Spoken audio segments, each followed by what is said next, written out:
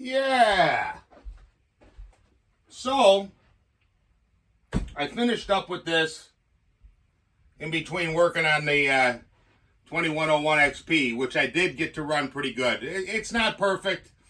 It's a matter of the needle in that seat and then that metering level. I think I have the needle where it's sealing, but I may have to come down a little bit on that tab. What I did was I tried polishing it with a Q-tip, but, you know, it wasn't my saw from the beginning. So if it was mine, I bought it brand new and I noticed it, maybe I could have got in there and just as it started, cleaned it up, put it back together, rebuilt it, and it would have been fine. But this one here, you can see there's quite a bit. So what I did was I ended up grinding a drill bit that would fit in there, same diameter, and I ground one corner. I ground one corner, one side off, so it's kind of like just one cutter. And I ground it to the angle of that needle as close as I could, and then just came in there. I took just like a tap wrench handle, so you can turn it, drip some oil in there, and just very, very lightly take it out. I mean, you could actually probably use some bluing or something like that. Make a couple turns, look, and then I went back in there with the Q-tip and the polish and set the metering lever maybe, you know, a couple of hairs below flush with the bottom of the carburetor. Because ultimately, you know, they're giving you dimensions that when the carburetor is new, you know, Walbro and Zama have those gauges. Tillotson, all I could find on Tillotson is there was no gauge to my knowledge, but it's supposed to be flush with the housing. Well, when that needle is constantly moving up and down in that thing. Basically, because you can move this saw in any direction, okay, it doesn't have a float bowl. It just has a fuel reservoir. And when it raises up high enough, that needle comes down and shuts off the float to the saw. And as the wide open throttle is applied, it starts using fuel. This will drop down, and this is connected to a lever on that needle, and it'll drop down, and it'll let that needle come up a little bit, and the fuel comes in. And the whole thing is you've got to get a balance point. Now, once you recut that like I did, and I don't know what I took off, maybe a few thousandths, not much at all. It's going to change it, and you're just going to have to do it to suit. I mean, I'm on the needles right now. I think I'm a little bit further in than what the factory recommends. I think they say 1.2 on the low and 1 on the high, and I'm in more than that, which means I'm still not perfect, but the saw cuts. And I was able to get that carburetor to put it back in service. So, but on the other hand, this saw here, I made a couple videos last night. Like I said, I've got the pipe on here, the P63 chassis, we got the winter filter on here, and I went in here, pulled the carburetor off, and I opened up the Venturi a little bit. I was able to get it such that I could run a drill in there, and I just drilled it out and then cleaned it up with the flapper. And I only opened it up maybe about 10-15 thousandths of an inch. Polished everything. You know, that's the other thing. You know, people don't realize how important these carburetors are to the engine. Again, you got the mouth, the stomach, the asshole, and the legs. You take one of these carburetors, get yourself some of this here Mother's Polish here, and you can get in there and you can polish the hell out of that thing. Oh, Fabes, that don't make no difference, blah, blah, blah, blah, blah. Okay, whatever. I think it does. I think the smoother that's, I mean, if you've got a mirror surface, that air is going to flow. And that's what you need. Again, like I was talking about the other day with the intake. You know, we can go in here take this cylinder off and grind copious amounts of material off of it. But if we can't get the air through there, then what good is it? So I did that to the saw. I'm running the winter filter just for testing. The carburetor. Then on the cylinder, all I did was I got these transfer caps off. You got to have a Torx that's got to have a little hole in it so you can put it in there. The regular Torx won't fit. It's got a little nipple on there. Take them off. Make sure you get the new gaskets because you don't want this to leak. And when you put them on, seal them up. Make sure you're doing what you want to do, and then, you know, tighten them up and you're good. But that's what we did. It's pretty much the same thing that we did on the 572. But as far as cylinder work, as far as raising or lowering ports or widening ports or adjusting anything or putting epoxies onto the transfers and any of that, no, I didn't do any of that. This is the stock squish, stock base gasket. And she runs.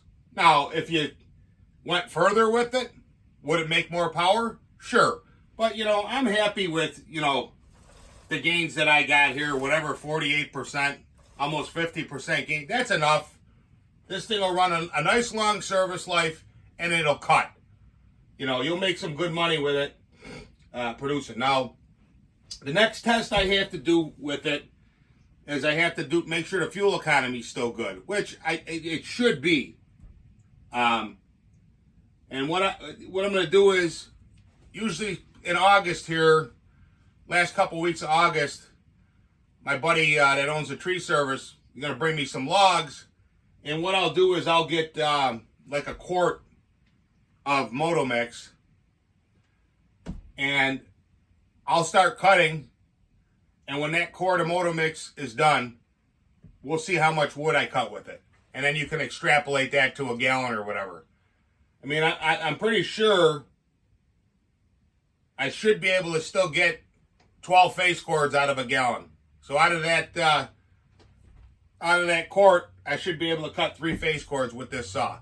You know, and a lot of people, you know, they poo-poo the 60cc class. Well, you know, I can build a 50cc and then a 70cc, and I don't see a purpose for a 60cc class.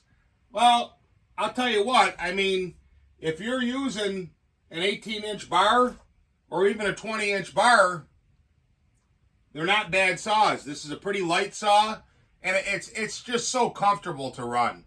That's what it is about this thing. That's what I really like about this saw. It's very ergonomically postured. It just, you can cut and cut and cut and cut. I mean, I know I went to the 2100, and you know, you're running that thing, and it's like, you know, after 5 minutes, you feel like you're running a jackhammer, you know, on both of them. I got 2 of them.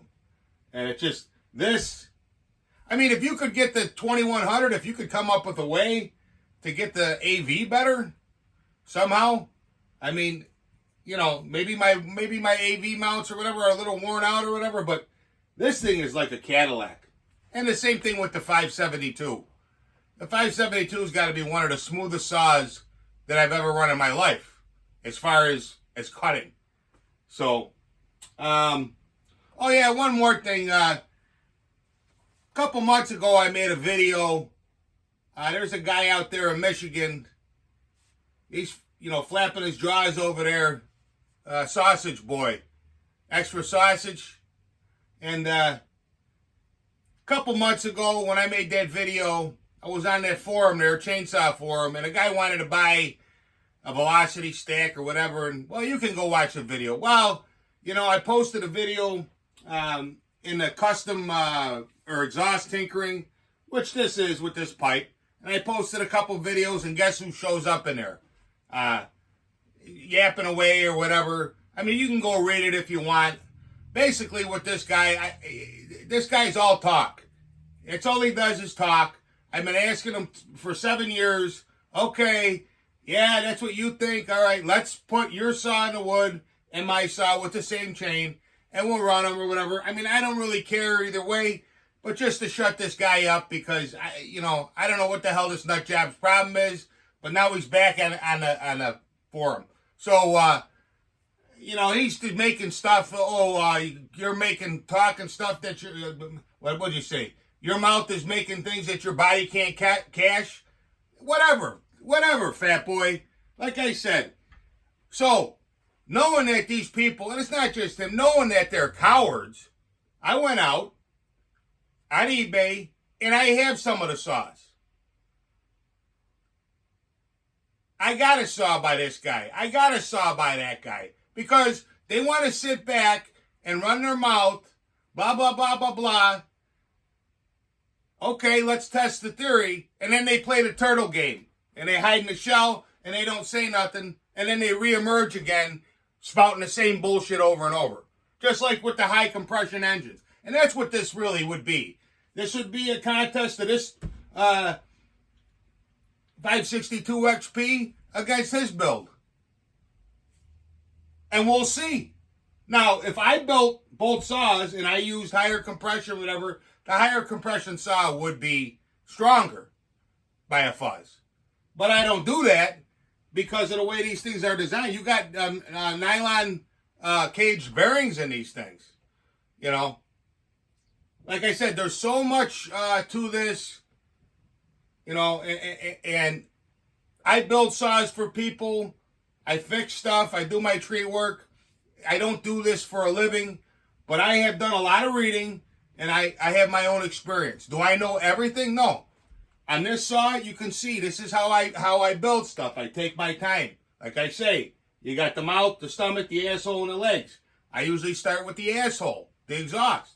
You get a good exhaust, especially on these saws here, they perk up.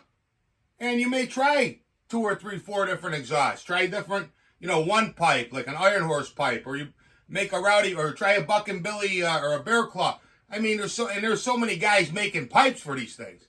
Well, of course, you got guys out there that are still, they're stuck in kindergarten. They don't even think these pipes work. Well, okay. But like I said, it's all yapping. It's all this, So, knowing that we're going to listen to the yapping, I went on eBay. I have the saws. I've been inside these guys' saws. I know how they think. I see what they do. And I'm not worried about it.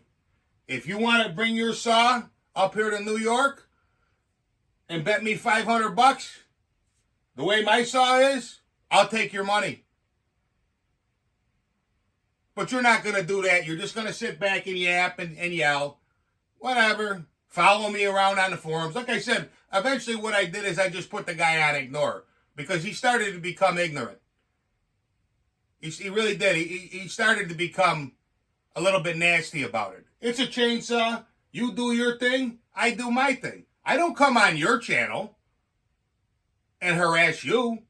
And I'm on a public forum. I got people that are and you're sticking your nose in. Come on, dude. You're weak. That's what you are. Weak. See you later, fat boy.